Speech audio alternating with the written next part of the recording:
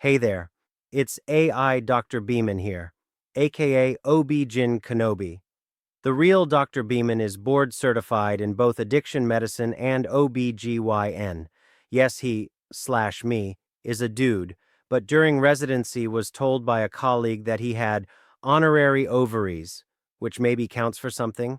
Today's topic: how do I know if I have an addiction? Welcome to another episode of Women's Health for Men and women, because one, both men and women should know more about what women deal with.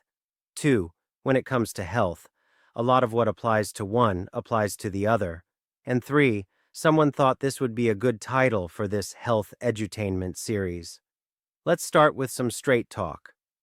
Addiction isn't just about getting high, and not everyone who uses a drug becomes addicted. It's about doing something over and over, even when it's hurting you, and not being able to stop.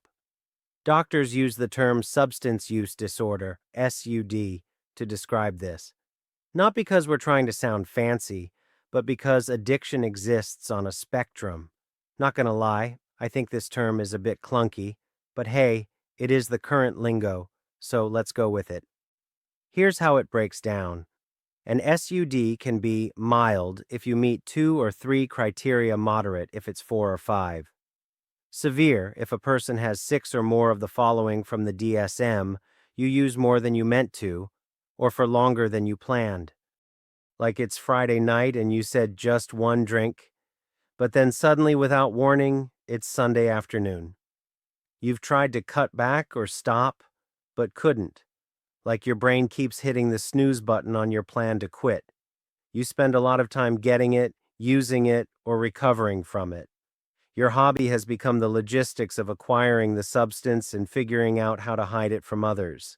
You have strong cravings, intense urges that are hard to ignore. This isn't craving pickles in pregnancy.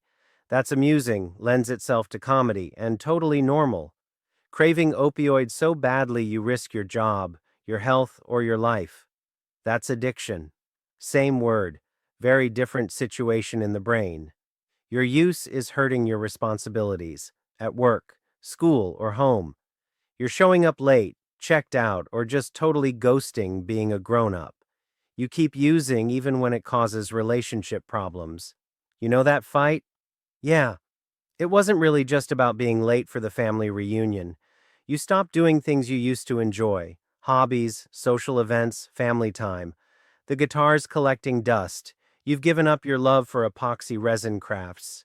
You put yourself in risky situations like driving, unsafe sex, or legal trouble. If your weekend plans could end in jail, we've crossed into not great territory. You keep using even when it hurts your health, physically or mentally. Your body's waving red flags, your brain's holding a protest sign, you're pregnant and no vaping or cocaine or whatever could hurt your baby. But you still hit repeat.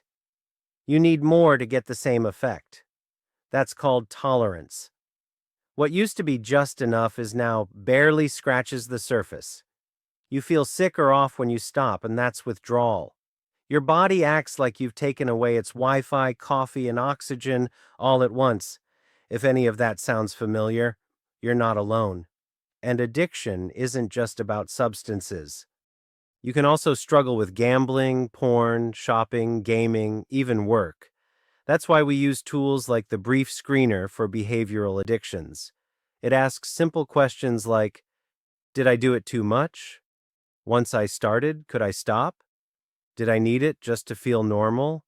Did I keep doing it even when it caused problems? If you're nodding along right now, I want you to hear this. Addiction is not about weakness. I'm not saying there's no moral dimension to addiction or any other chronic medical condition like diabetes, but like diabetes, it is a real medical condition with real brain changes for people who struggle with it that people without those genetics simply don't get when they use substances.